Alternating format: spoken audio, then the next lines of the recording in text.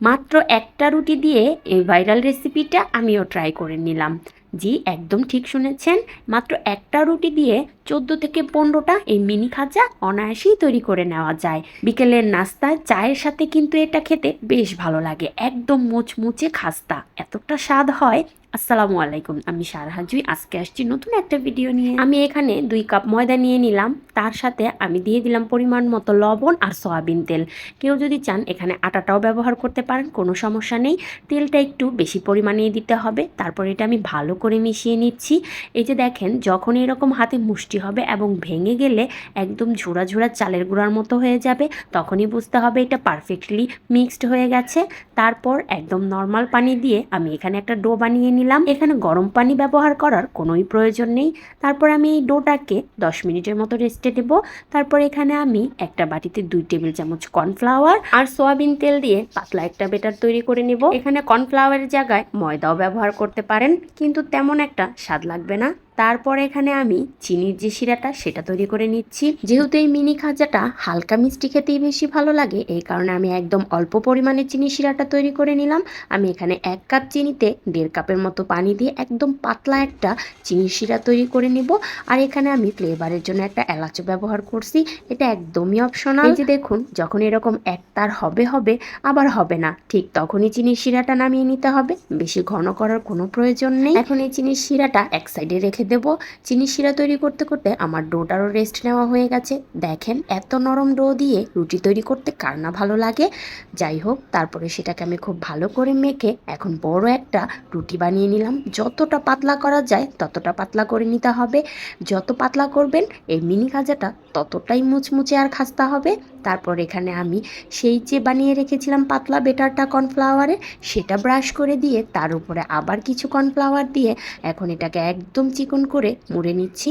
আর শেষ অংশে আমি এখানে ওই বেটারটাই লাগিয়ে এটা সিল করে দিচ্ছি। কেউ চাইলে এখানে পানিও দিয়েও সিল করতে পারেন, কোনো সমস্যা নেই। এখন এটাকে আমি খুব সুন্দর করে মুড়িয়ে এটাকে সিল করে নেব।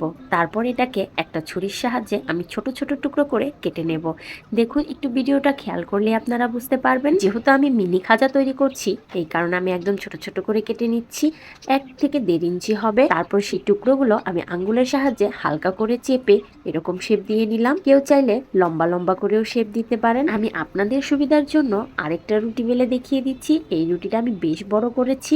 আমি রুটিগুলো একটু ছোটই করে রাখছি, যেহেতু আমার জায়গাটা কম, এই কারণে আমি ছোট ছোট করে রুটি বেলে নিচ্ছি। এখান থেকে আমি অনায়াসেই 13 থেকে 14টা মিনি খাজা পেয়ে যাচ্ছি। আর যদি আপনারা আরো বড় রুটি করতে চান তাহলে তারও বেশিই পাবেন। আর বিকেলে এমন ঝটপট নাস্তা চায়ের সাথে কে না চায় বলেন। মাত্র একটা রুটি বেলে নিলেই 3 থেকে 4 জনের বিকেলের নাস্তা কিন্তু রেডি হয়ে যায়। আর বাচ্চারাও কিন্তু এই মিনি খাজাটা খেতে বেশ পছন্দ করে, হালকা হালকা মিষ্টি যেহেতু থাকে। দেখেছেন, আমি এই বড় রুটি থেকে বেশ অনেকটাই কিন্তু মিনি খাজা পেয়েছি। এই অবস্থাতে আপনারা কিন্তু এটা ফ্রোজেনও করতে পারেন। যখন খাবেন তখন শুধু ফ্রিজ থেকে নামিয়ে তেলে ভেজে চিনি শিরাতে দিয়ে খেতে পারেন। আবার কেউ চাইলে চিনি শিরাতে না দিয়ে এভাবে খালিও মুচমুচেটা খেতে পারেন, সেটাও খেতে খুব ভালো লাগে।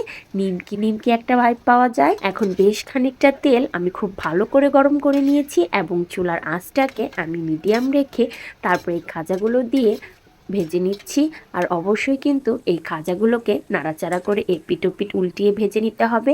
চুলার আঁচটা কিন্তু কমই রাখবেন, আর তা না হলে উপরে কালার চলে আসবে আর ভিতরে কিন্তু কাঁচা কাঁচাই রয়ে যাবে। এই কারণে চুলাটা কমিয়ে খুব ভালো করে ভেজে নেবেন। আমার যেহেতু বেশ অনেকখানি হয়েছে, তাই আমি 2 টিপে ভেজে নিচ্ছি। এই মিনি খাজা বানানোটা এতটাই সহজ, হাতে যদি 10 থেকে 15 মিনিট সময় থাকে তাহলে অনায়াসে আপনারা এটা বানিয়ে নিতে পারেন। আপনারা যদি এটা না বানান তাহলে আপনারা বুঝতেই পারবেন না। দেখে মনে হচ্ছে এটা বেশ কঠিন বানানো, আসলে কিন্তু তা নয়। এটা বানানো খুবই সহজ এবং খেতে এটা খুবই সুস্বাদু। আপনাদের সাথে কথা বলতে বলতে আমার এটা কিন্তু খুব সুন্দর একটা কালার চলে আসছে। এখন এটা আমি নামিয়ে নেব। আর এই তেলটা কিন্তু একদমই ওয়েস্ট যাবে না। এটা কিছুক্ষণ রেখে দিলে নিচে সাদা অংশটা জমে যাবে আর উপর থেকে তেলটা ছেঁকে অন্য যে কোনো কাজে ব্যবহার করা যেতে পারে। ভাজা খাজাগুলো এখন আমি চিনির যে শিরাটা তৈরি করে রেখেছিলাম সেটার মধ্যে দিয়ে কিছুক্ষণ আমি নাড়াচাড়া নাড়াচাড়া করে মিশিয়ে নেব। এখানে চিনির শিরাটা গরম করার কোনো প্রয়োজন নেই, ঠান্ডা চিনির শিরাতে দিলেও কোনো সমস্যা হবে না। এই যে আমি কিছুক্ষণ নাড়াচাড়া করে এখন এটা আমি সাথে সাথে কিন্তু সার্ভ করে দিচ্ছি। এটা ভিজিয়ে রাখার বা কিছুক্ষণ রেখে দেওয়ার কোনো প্রয়োজন নেই। এই যে দেখুন আমার মিনি খাজাটা কত সুন্দর তৈরি হয়ে গিয়েছে, যেমন মুচমুচে তেমন খাস্তা। একটা চাপ দেওয়ার সাথে সাথেই ভেঙে গুঁড়ো গুঁড়ো হয়ে যাচ্ছে। বাসায় একবার হলেও ট্রাই করবেন। আজকের মতো আল্লাহ হাফেজ। আর আমার ভিডিওটি যদি একটু হলেও আপনাদের ভালো লাগে তাহলে লাইক কমেন্ট শেয়ার করে পাশে থাকবেন। আর ইউটিউব থেকে দেখলে সাবস্ক্রাইব করতে ভুলবেন না। আর এতক্ষণ আমাকে ধৈর্য ধরে সহ্য করার জন্য সবাইকে ধন্যবাদ।